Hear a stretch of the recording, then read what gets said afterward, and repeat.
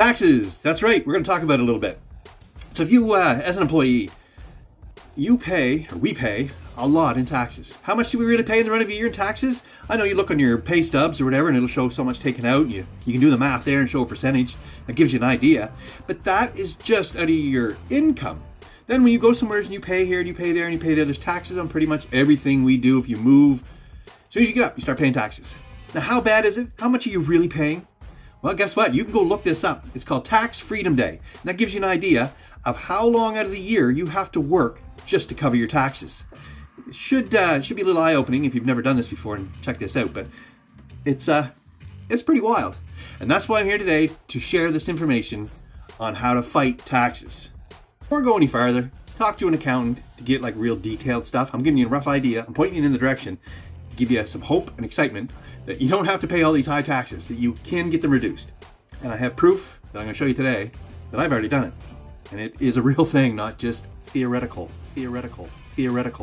First, sure, stop those that are charging so much taxes from charging us so much taxes. Vote in the other guys that aren't charging so much taxes. That is an option. It's not something personally you can do too much for other than vote. Now, as an employee, inside of that tax structure or whatever, there's really not a whole lot more you can do that you're not already doing, right? So if maybe you can claim some of your work clothes or something like that. So anyway, I'm not talking about that. That's stuff you already know you're doing. Your accountant's already explained that to you. I'm talking about being an employee and then stepping outside of that, maybe starting your own home-based business.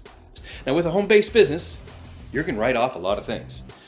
Anything from your electricity to the power to your gas that you're using. Like, there's a lot of things you can basically write off, so you're not paying as much taxes. So that is an option, and believe me, if you're going to start a business, yes, a home-based business can be a little scary. Maybe you don't know what to sell. What are you trying to sell, or what kind of business you get into? You can look into things. You can go into your community and try to find something that people would need.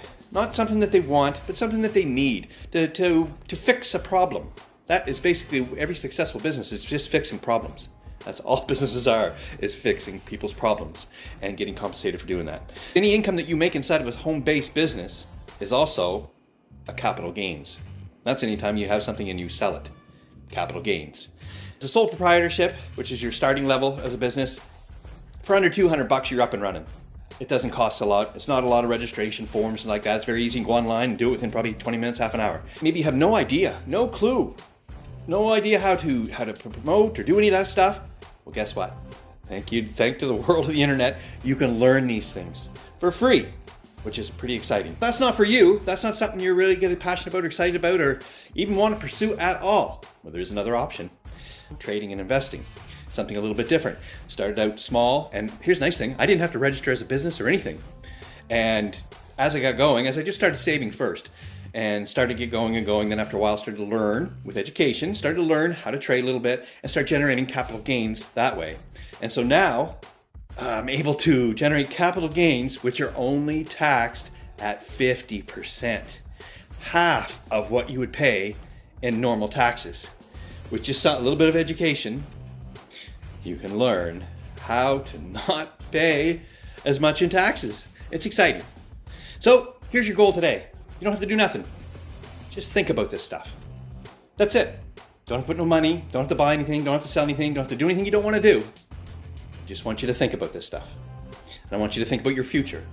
I want to think about where you want to be in 5 or 6 years from now, or 10 years or 3 years from now. How much taxes do you want to be paying? How much of your life do you want to have to work just to cover taxes that go where?